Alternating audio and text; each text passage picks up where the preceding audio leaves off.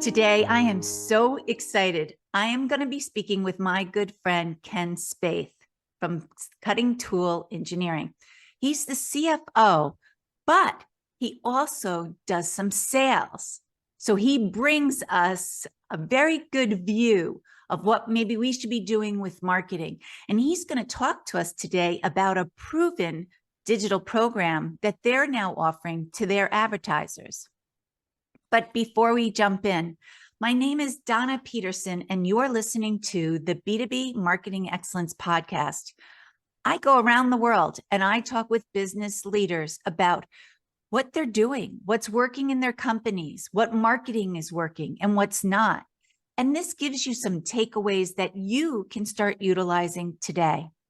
So let's jump in. Good morning, Ken. How are you? Good morning, Donna. Thank you for having me. Oh, you are welcome. I was happy. I know we did an interview a few months back, and I just wanted to continue the conversation because you bring a viewpoint that I haven't received from anyone else. Oh, very good. Very good.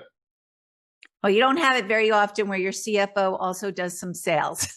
No, that's true. That's true. I think we talked about this a little bit last time, but when you go out and you hit the streets and you talk to advertisers, you talk to clients directly, it's different than hearing feedback from your sales team. And so I have a small section of the sales territory, but it is so meaningful and so important for me to understand what is being talked about and what the concerns are on the street. And so that's the most important thing for me to understand in terms of developing strategies for success.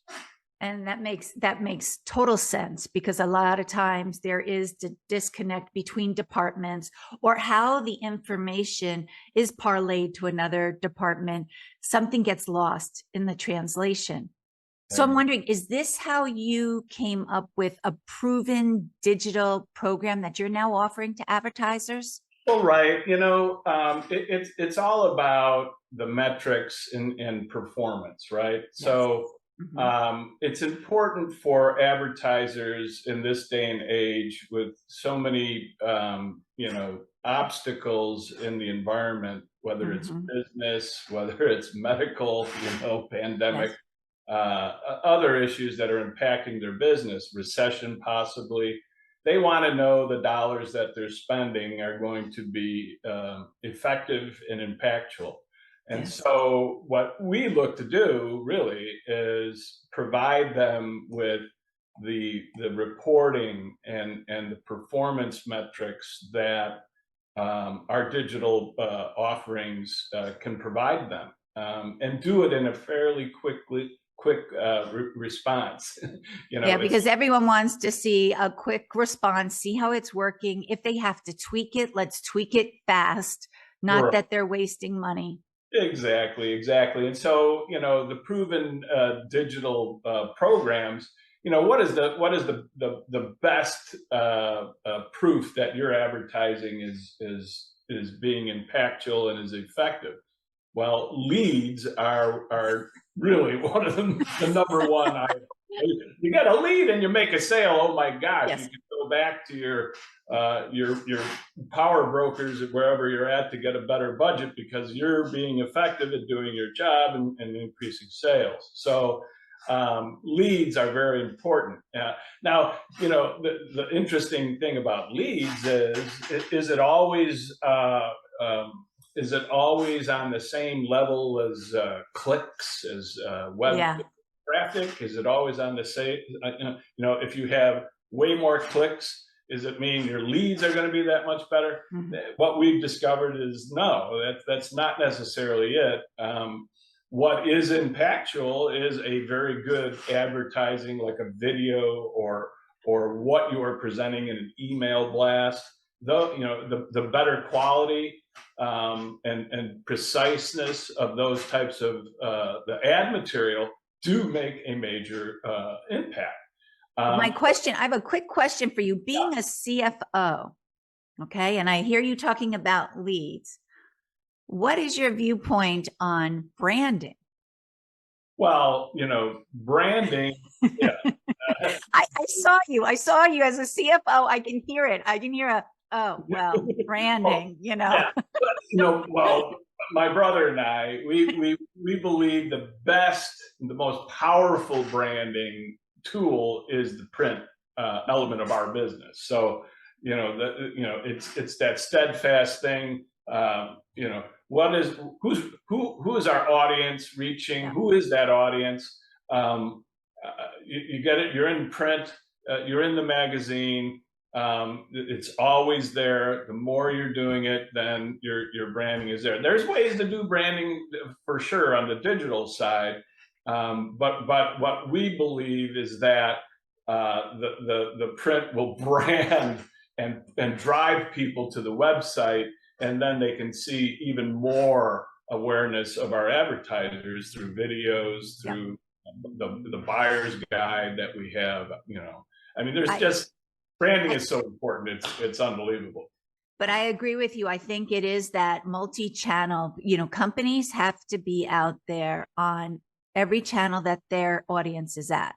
Yeah. So whether it is print, whether it's email, social, doing programmatic so that you get banners up there, that's what you got to be doing, because that's what reinforces that brand for that person to take action. And like you said, it's not, oh, great, I got this big number of clicks. It's more, how many of those clicks actually converted into a lead or a sale?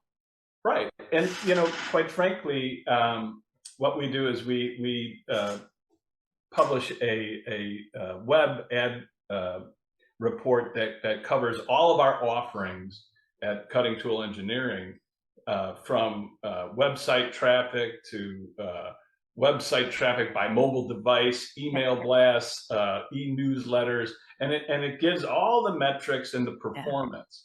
And then we put that up on our website as well for any potential advertisers to be able to see what is going on and what kind of performance the magazine can afford them. And that's important, because that shows how much engagement you're getting from your subscribers. And if you're getting a good engagement, that means you are creating great content that these subscribers are interested in. Absolutely. One of the things, I don't know, I don't want to derail us, but one of the things that has really started to be impactful is our social media element of our advertising platform. And, as you have more and more advertisers looking for, either it's a value add, or they'll ask specifically for a program surrounded by CTE's social media. We've grown up, I think 3 years ago, we were at 2,000 followers across all social media channels. Now, which ones are the ones that kind of count, really? It's Facebook, Twitter, LinkedIn. Those are pretty much the ones that you want to build as much as you can. You prefer to see LinkedIn really grow, but quite honestly, LinkedIn is the tougher one to grow organically. It's a slower path, but it's, I think, very impactful. And the quicker you can grow that, the better off you're going to do. But back to what I was saying is, what we are seeing as we've accumulated and grown our social media, that is a platform, quite honestly, that has a lot of interesting results when it comes to posts and advertisers. And one video, you might look at it and you send it out, and then it doesn't do so good. Then another one will be posted and just go crazy with views and the video engagement. I just did a LinkedIn Live this morning, and it was all about short form video. Because I have noticed here, just within our company, a 12-time increase in responses and views if we do short form versus, a longer video, using the same content, same people talking. It's just, people are quick.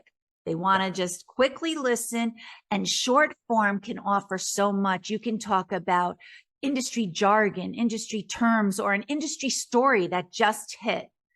Right. something along that line, and it grabs them in and they're like, whoa, cutting Right. tool engineering or world innovators, they're up on it. They're staying current. This is a good piece of advice. Absolutely. And quite honestly, the videos that address a particular common element or issue, we see the engagement go from they clicked on it and they watched the whole thing, you know, Yes. and it could and that's in the case where uh, it could be a longer video. And Yeah. it doesn't matter because it's addressing some element to the industry that hits home to shops or to the guys that are on the shop Yeah. floor.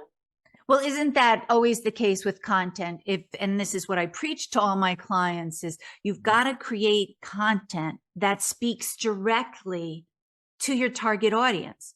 So Right. you don't want content that is well received by hundreds of thousands. You Right. want it to be resonating with that specific group so that they watch the video all the way through. They read the blog all the way through. They Exactly. digest what you're saying.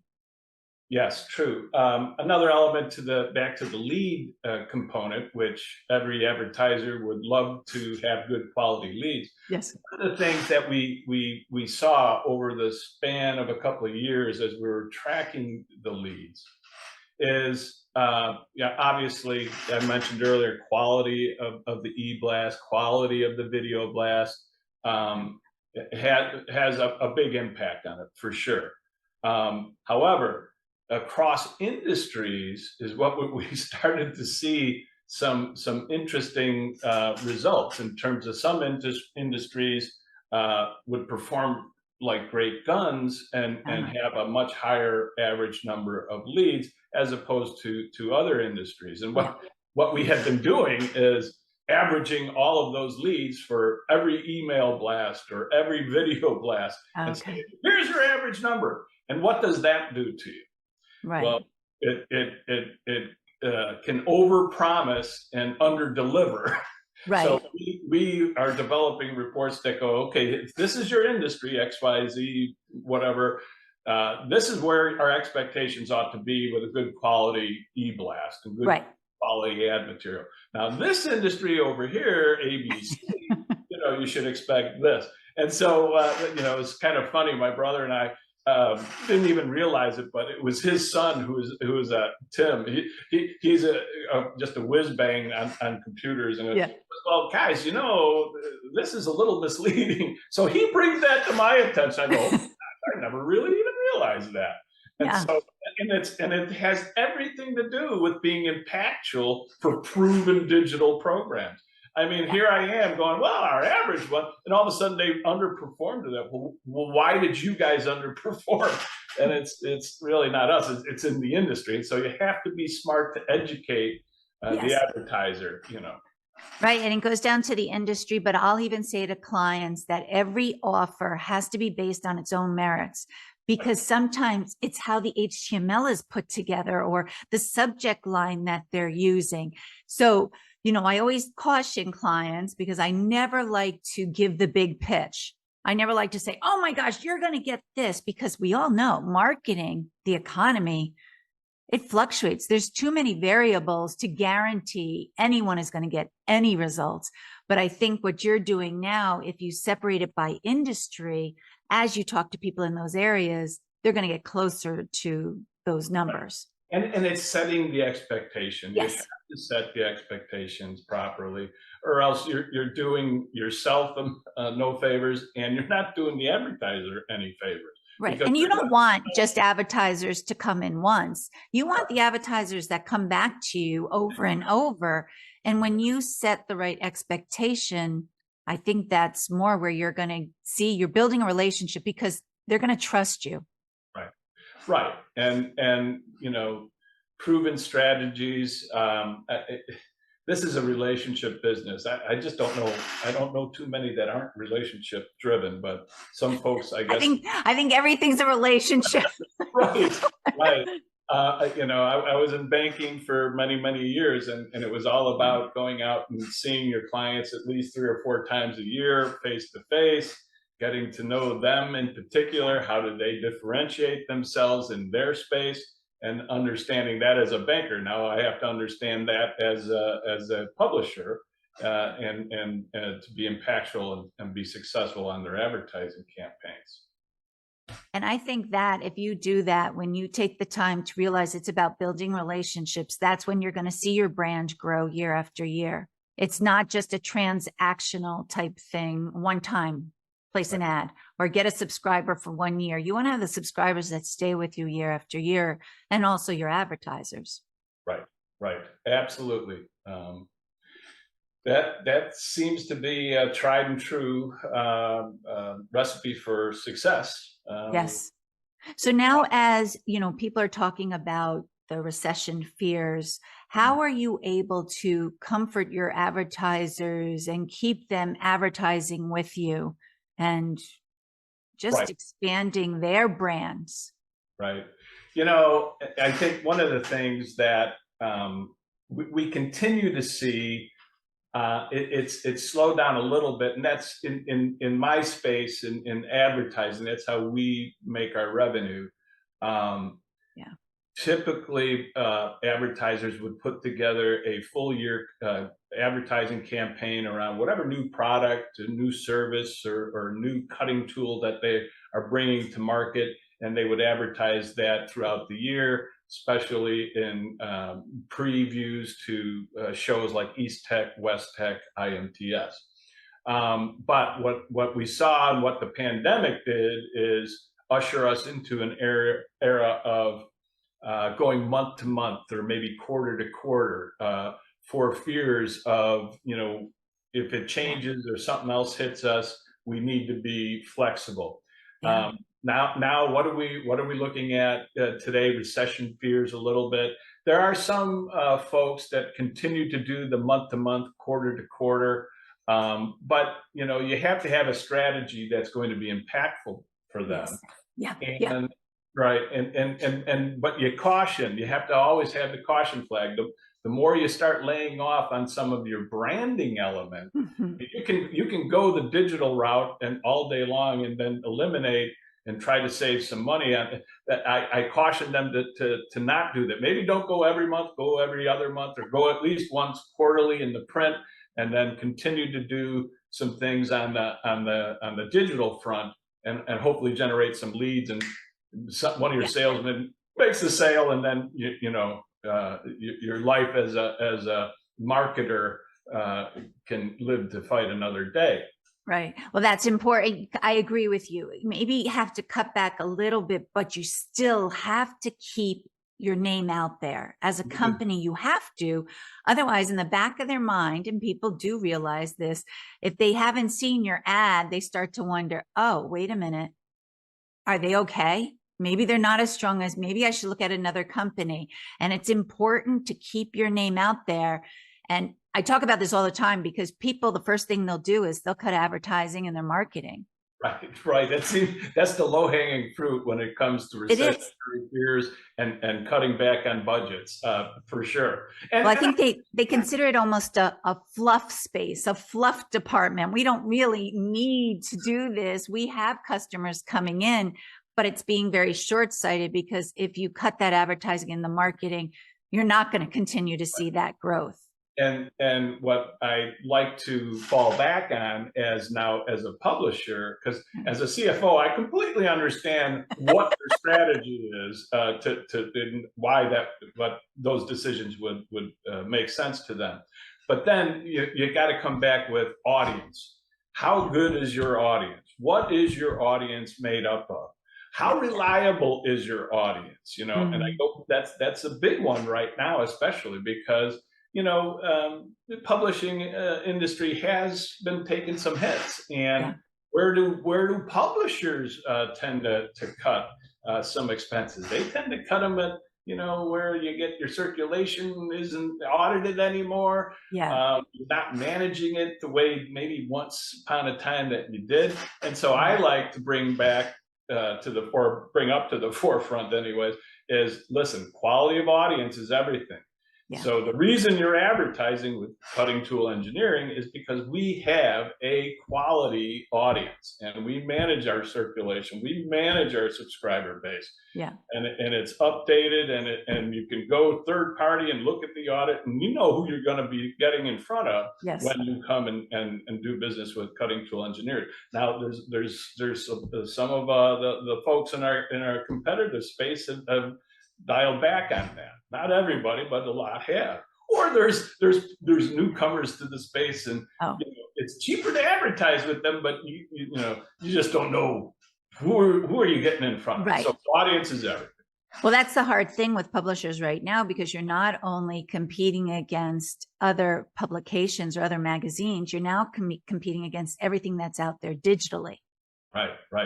And so that gets hard for you. But I'm wondering what you just said. Do you ever go in and meet with one of the advertisers and they're saying, oh, I think you should cut. I'm going to cut because I'm worried about the recession. Do you ever say, well, you know what? From a CFO, from my background as CFO, I totally understand that, but I have to tell you why you shouldn't. Right. Oh, I've had those conversations much more frequently over the last 12 months than I've ever had since. Really? Okay. Oh yeah. And the people the folks that have the experience completely understand how I overcome that objection. Describing the audience and why they because another company may cut back too, but maybe their brand is a little bit more stable than the other. And so that's why it's so important to maintain that. But and the people they look at you and go, yeah, you are the CFO. Okay, yeah, I hear you.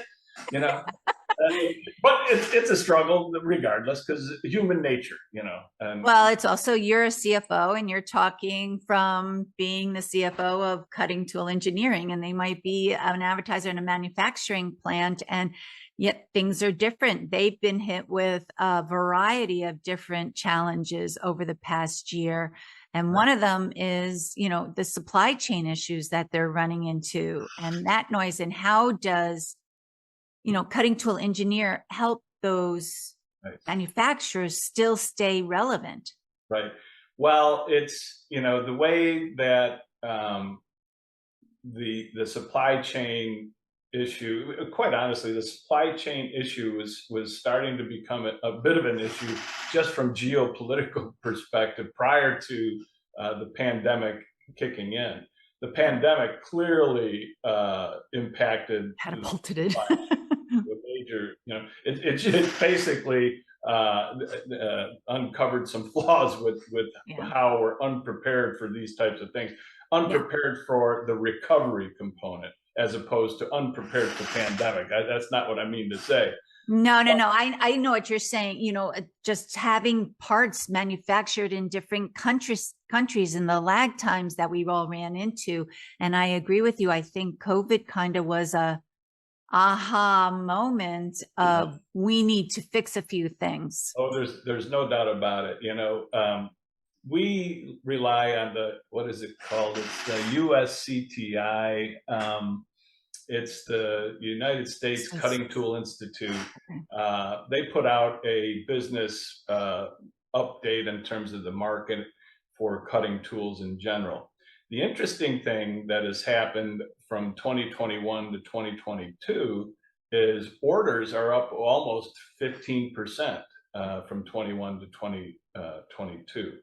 Now, first month of 2023, it's been static. It's maybe down a little bit, but the story is that the expectation is that it's going to continue to ramp up in terms of orders going through 2023, even as you hear the rumbling or the noise, if you will, recession. The cutting tool industry, it seems as though orders are going to continue, and the projection is orders will probably be up similarly over 2022 as it was over 2021. So for 2023, one of the other things is, when you mentioned supply chain issue, I believe I read the article at USCTI News Bulletin that uh, job growth in the Mm, manufacturing space is at its highest level since 1969. yeah. And so what does one attribute to that? Well, this is what it is. With the supply chain issues, many companies, many manufacturers are now looking at that problem and moving manufacturing facilities back into the States. Yes. Ergo, you need more employees, and that's why Yes. you're seeing this ramp up in jobs. No, you're right. I've been to several metalworking, different conferences, networking events, and that seems to be the thing everyone is talking about. They can't even get enough people in. And Right. they said for a variety of tasks, from sweeping the floors to being a machinist to helping them with the back office, they need people and they're looking, but they can't find people. Right. And that's interesting because you have everyone out there saying, oh, there's no jobs, but the manufacturing space is saying, oh, we've got tons of jobs and we're trying to grab people in. I'll tell you what, it's the trades. If I was a teenager looking at possibly going into college, if I had the opportunities and knew about the opportunities, I would have probably been in manufacturing. Yeah. Then I went into business and finance and blah blah blah, and I did. I had a really good Yeah. time in college. That was the fun part. But I came out with student debt, student Yeah. loan. And you could go into manufacturing, and if you put forth the effort and Yeah. you did your job, you can 6 years, 5 6 years, you could be making a six-figure salary You're in high demand right now. and not be overwhelmed with debt. And Yes. right. Yes. And so I got teenage boys. I've got and they're working various jobs, going to college part time, and I'm like, guys, trades. Think about trades. No, I, I agree, especially if they have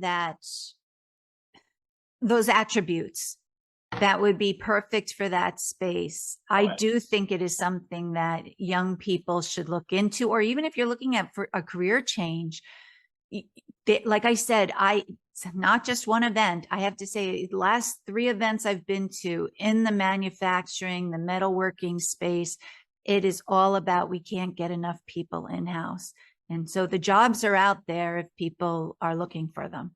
Oh, absolutely, absolutely. I have a daughter that works in at a manufacturing facility in Indiana, and one day we're out to lunch, and she's talking to me about it, and she for the automotive industry and Yeah. exhaust systems and things. Well, I put this raw material tubing and I'm like, oh, that's interesting. In college, my family owned a brake shop, muffler Yeah. shop, and I go, I used to do that by hand, and what you're telling me is a big machine and put the thing in. So it's so it was Yeah. fantastic. It was so funny hearing her and the technology that it's advanced from the 80s to today. That is. All right. I don't want to hold you all day. I think you and I could talk all day long, but I Right. have one final question for you. And that is, what do you see as when it comes to email marketing and email blasts? Do Yeah. you still feel like that is a good channel for your advertisers, and why? Well, I do. I think that is probably our most impactful and effective way to generate leads and to get exposure ramped up and to have a good, positive, Yeah. effective exposure. So, what we do is typically we do a full email blast, which will go out to like 60,000 opt-ins. And it's great because you get across a wide array of different folks, from owners of businesses to the guy that Yeah. is turning on the lights that just wanted to read the magazine, and Yeah. that's a subscriber. And you can do half the list, and we just rotate. There's no science to it. It's you split it down the middle, and this is list A and this is list B. But what's unique of late, anyways, is I've had an uptick of requests for targeted email blasts. Yeah. And what that means is, for our program, a targeted blast would be 5 to 7,000 specific email targeted folks in a specific SIC code, or by targeted by geography, targeted by job title. Yep. And why are Well, they? with my industrial auction clients, that's a lot of time. We're looking for those targeted lists because we have to reach those decision makers who will be interested in purchasing a specific piece of equipment. Absolutely, absolutely. And the funny part is, as I look through our latest brand report for BPA and our circulation, our list of subscribers, there's over, I believe it's 62%, 63% of our subscribers are business owners, vice presidents, managers of production, So the managers. decision maker who will say, hey, I want to buy that piece of equipment. Yeah. Right. And, so those are the guys that you do want to be out in front of. And so it's such a large percentage of our email list. Certainly, it's through constant contact, is managed similarly to our subscriber list and the opt-in list, Yeah. So but there's multiple reasons why folks are going for the targeted. Yes, you just want to really just be in front of, that's the reason. You want to be in front of just the guys that are making the decisions. I don't want to waste time, blah, blah, blah. And that's a good reason. The other reason is it's cheaper to do that. That is one, it's an effective way from a dollars and cents, cost benefit perspective too. I mean, the cost of a targeted e-blast is, like a third of a full blast, not even. Right. So, right. Yeah. So targeted e-blast, they've been stepping up in terms of interest from advertisers. Now, whether that's because of the recessionary issues, the supply chain noise issues or not, I don't know, but maybe budgetary concerns to be sure. I think it's more that it's you've got to have those targeted people with the targeted message if you're going to really start to form a relationship. And then you also don't want it to go out, like you said before, to all these people, because then all of a sudden you're being bombarded with maybe all these leads, and this whole segment will never be interested in purchasing. So don't waste everyone's time with that. But honestly, that's good for us too, from the perspective, as you just said, bombarding your entire list, getting them to be exhausted by that. And so quite honestly, the more targeted blasts, I prefer to do that. But again, it's about educating your advertiser and the industry with which it's going out, and the quality and nature, and that's a one that you have to navigate that discussion gingerly. But of course, if they go targeted, they're going to see a better open rate. They're going to see a better click-through rate, which will keep them coming back more to using the file. And then they're able to take that information. And, also when you do it targeted, and if you do get a good open rate or click rate, you're able to take that information to use on a programmatic campaign or a social media campaign. You know what to put out there. Absolutely. Because that's what we're doing a lot with clients. One-off emails just don't work the way they used to. So you have to either do a frequency of email blasts. So maybe do 2 email blasts and have them within a week and a half or 2 weeks of each other. Or complement it with a social media post or a programmatic campaign, something that gets your name out there on a different channel, just to reinforce what you're saying in your email. 100% agree. The complementary strategies, you have to overlay them with one another. I don't think a single channel is going to do it in today's environment, because people are bombarded by so many different things. I heard a statistic last week, and it said that we get hit with between 4,000 to 6,000 ads a day. Yeah. I don't know. That sounds like a lot. But then I was like, okay, wait a minute. Let me think about this. I play golf. There's an advertisement in the bottom of the hole. You get on an elevator in a hotel. There's an advertisement. You go at the gas station. They now have advertisements running the whole entire time. So then I was like, okay, maybe there's a point to this. Especially in the digital age. I mean, yeah, Yes. I mean, you can't get away from it. And that number, Donna, does not shock me. Yeah. Especially, I don't know if your phone does that. I have an iPhone, and every Yeah. now and then it has this thing that pops up.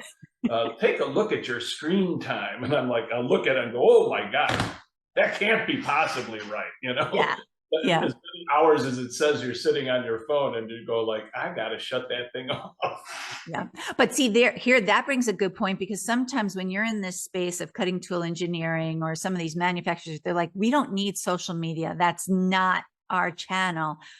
But that's where you have to say, well, yes, because even if they just see your name, Right. it helps reinforce what you're doing on an email or a print. Absolutely, and you have a link, and if something Yes. happens, they'll bring them right to their website. It's as you said, opening this up. It's complementary advertising channels. Not one is going to do it. You have to have an effective campaign It's like you reinforce this whole circle to create this great message. But Yes. you said something, but it brings it back to that strategy. Mm-hmm. You have to have a strategy and a plan, and you have to implement it so that all those things work together. It can't just be, okay, email here, social post here, print here, and they're not complementing each other, because you got to show that you're this strong brand. Absolutely, and when they see the metrics with all of their digital offerings that they spent money on, and they can see it, then they're equipped with the arrow in their quiver, if you will. Listen, powers that be. This is who's looking at our advertising, and this is really what this is a successful campaign. We've done this single channel before, got this many opens, got this many clicks, but now we have this broad spectrum of complementary advertising channels, and we believe this is the success. Yeah, I agree. Well, Ken, I want to thank you so much. I thought this was a great conversation, and it just proves to me that cutting tool engineering is on that right path of building those valuable relationships with your subscribers, but also the advertisers. Right.